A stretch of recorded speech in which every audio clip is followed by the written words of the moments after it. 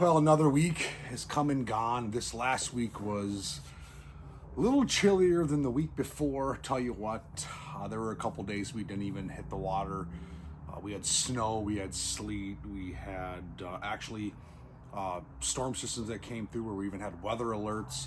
We got a few inches here in the North Metro. I know there were some parts of the Twin Cities, a little bit northwest of us towards St. Cloud and further north, that got hit with a bunch more snow.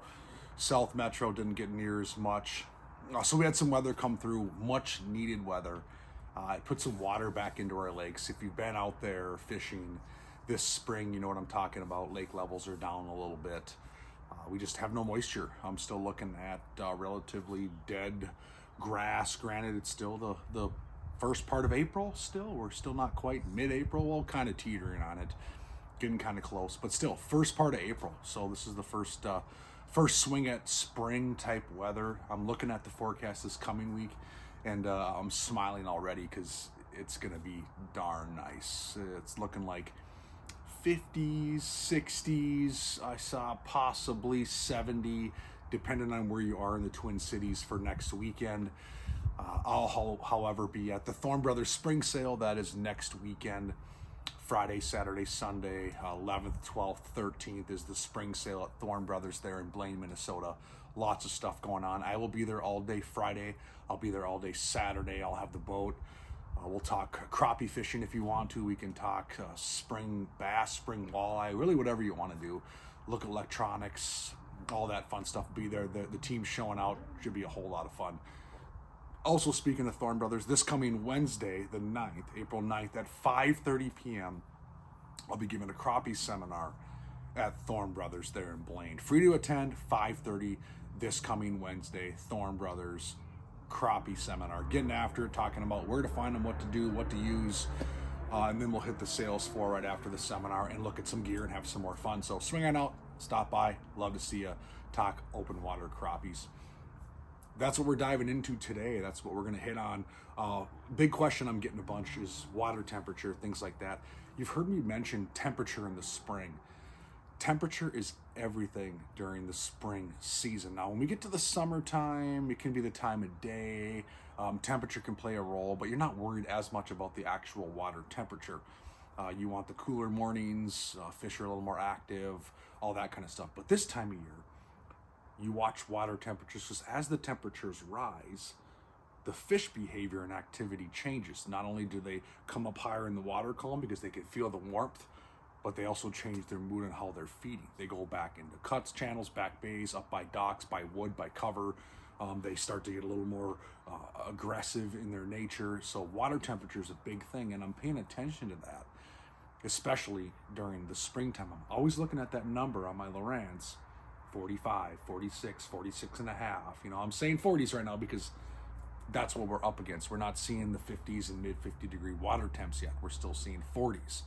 That's where we're at here in the Twin Cities. Now, next Sunday, we might be talking a totally different tune with back-to-back-to-back days in the mid to upper 60s. That could definitely change the surface temp on what we're doing. So, excuse me, but right now, mid 40s is kind of what we're looking at. I even saw some 42, 43 degree stuff this week, 41 even, and I did see things as warm as mid to upper 40s, so 46, 47. I didn't really play it back in the cuts and channels. If anyone's watching and they did, by all means chime in. If you saw 50 degrees in some of these cuts and channels, you might see it at the very end of an afternoon on a day like today where it's 54 or 53 degrees, possibly. I still saw everything in the 40s. So with that, we're finding our fish in the same spots you've heard me preach about. 8 to 15 feet seems to be where the schools of the better sized fish are. They're still not up shallow. They're still not necessarily out in the basin where you caught them during the winter.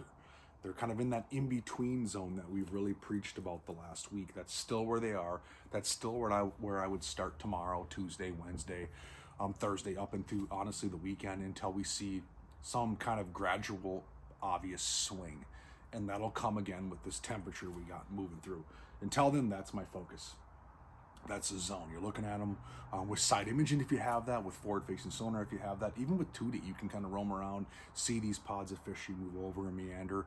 And if not, just kind of get off of your expansive flats, your expansive points, mouse to some of your back bays where you know they're going to be here when it gets shallow. They're not going to be far right now. They're just going to be out a ways. And fan cast. And by fan cast, I mean you're covering water with what you're doing with your rod and reel.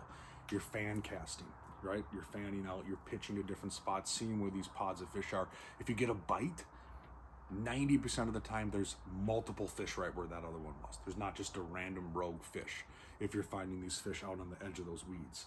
So fan casting is an effective way to catch these fish and find these fish. And what am I doing when I fan cast? I'll start a lot of times, can you see it? There's a rocket bobber. We've talked about a rocket bobber. I'm going to break down exactly how I fish that and why. You can see I got about a 4.5 foot lead from my jig head to my rocket bobber, and I can cast that a long ways. I'm using a 1/32 ounce drop TG tungsten ball head. Falls quick, falls fast. I'm not fishing any kind of weight in between that. You certainly can, so I'm not deterring you from doing that. I don't. I just fish it like this with my favorite plastic, whether it's a Niku flutter fry, whether it's a Sassy Sting'em, whether it's a Niku soldier fry. Any and all of the above will get bit. You know, you can fish hair, you can do a number of things, you can fish a live minnow, but that allows me to kind of put it out there, get that bait 4 to 5 feet down, because what you see, even though they're in 8 to 15 feet, they're 4, 5, 6 feet down below the surface. They're not hugging the bottom as much, they're kind of up high, waiting for that water to warm up, and I can cover that. The beauty of the rocket bobber is it gives me the ability to cast, cast a long way, shoot through the air, hence the rocket bobber. And this bobber's cool. I just clip it on. They make a slip bobber now in the rocket bobber, which works well. Me, I just clip it on there, and this kind of sits flat in the water. Actually, it's gonna work this way. I'm working it back to the boat. I'm always fishing that bait. I'm jigging that lure. Even though it's underneath a float, I'm not letting it sit. I'm not usually fishing a live minnow. I'm working that bait back, hopping it so that bait's still swimming in the strike zone. A lot of times when a fish bites, you can see as I pull that line, right now it's flat on the surface of the water, kind of coming back to me because I have it balanced so that this isn't like this. It's just flat, and when a fish pulls on this end, it pops up. It pops up, or it flips back the other direction. It's flat, pointed away from me. I like the 2-color approach. Yellow on top. I'm kind of working that. I'm seeing orange. Fish kind of grabs it, it plops up, or it flips over like this, and I can see. That's your strike indication. That's when you have to pull down and set the hook, because when that thing kind of flops back over and flutters again, the fish has let go of the presentation. So that's when you want to give it to them. That's when you want to set the hook. I'm keeping contact, a little change in movement of that bobber, it pops up, or it kind of spins, or it flops over. I pull it up a couple feet. If there's not a fish there, I just stop, let that bait swing back down into position, and continue working it back to the boat. So that's the easy way to fish the rocket bobber. Another reason I like the ones that just clip on is I can easily just pop this off. Now I can pitch and fan cast with this jig and cover water if I want to get down 7, 8, 9, 10 feet of water. Sink it down, work that bait nice and slow, and that's a very effective 1-2 punch. So I can take the rocket bobber off just as quickly as I can put it on, keep it in the strike zone with the rocket bobber 4 feet, take it off, pitch this around, get deeper into the water column. So, and the rod I'm using, this is the one I designed this year. A bunch of you have been asking about it. Only available at Thorne Brothers. This is called the OW Crappie. OW stands for open water. I've had some people ask, what's OW mean? Like thinking it's something really cool. It means open water. So this is the OW Crappie. It's a 7'2" ultralight blank, split grip, super balanced handle, lightweight stealth guides on here, super lightweight, exceptionally well for pitching jigs, fishing a float. Very, very, very versatile setup. I had the handle built, excuse me, to the exact length off my specifications with Lonnie so that it's perfectly balanced in your hand. I'm running a 1000 series Shimano reel. I like the 1000 series. I bump up from the 500, not quite your ice fishing reel, but I'm not quite using a 2500. You certainly can, but that 1000 seems to be the most balanced. And I'm running a 5-pound test mono or fluorocarbon coated line on this. This is a P line. This is fluorocarbon coated. P line fluoroclear in 5-pound test. You can do 4, certainly. I just like the way the 5-pound fish is. I can horse a fish a little harder, a a little more abrasion resistance. I get a little more life out of it. So I run the 5-pound myself. And here on the receiving end, like we talked about, 132nd ounce drop TG. That's been getting the most workout for me. Niku Flutter Fry, Sassy Stingman from Mr. Twister, and the Soldier Fly that I dropped on the ground here. So those are the 3 that I've been fishing. I will fish a bolt minnow. We talked about a bolt minnow the last couple weeks. It's a smaller, even 1-inch presentation, but I have gone to this size a little more lately, and we'll see if that continues to catch some fish. Also hair jigs are definitely a dominant presentation. I have found out that if they don't want the plastic, they generally will want the hair jig, and if they don't want both, I start to go into the arsenal and play some games, and sometimes that live minnow will get the trick.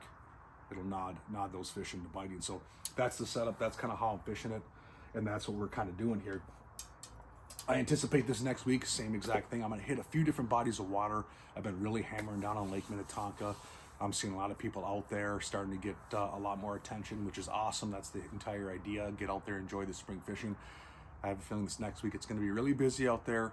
I'll be out there a couple days this week, but I'll hit some other lakes in the North Metro, maybe go up to Rush, play around up there a little bit, maybe go to the Annandale area, play around there a little bit, see what's kind of cooking in different regions so I can report back with what's happening. Not sure if the report's going to come out next Sunday or Monday. I'm not sure.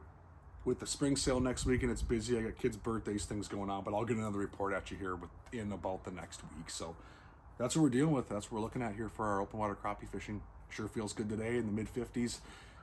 Breath of fresh air compared to what we dealt with this week. And the coming week ahead, I'm telling you right now, just look at the forecast for yourself for the Twin Cities, and I think it'll put a smile on your face. So get out there, have some fun, set some hooks, enjoy the spring crappie bite, and hopefully I see you at Thorne Brothers Wednesday for the spring crappie seminar or next weekend for their spring sale. Enjoy the week, get out there, be safe.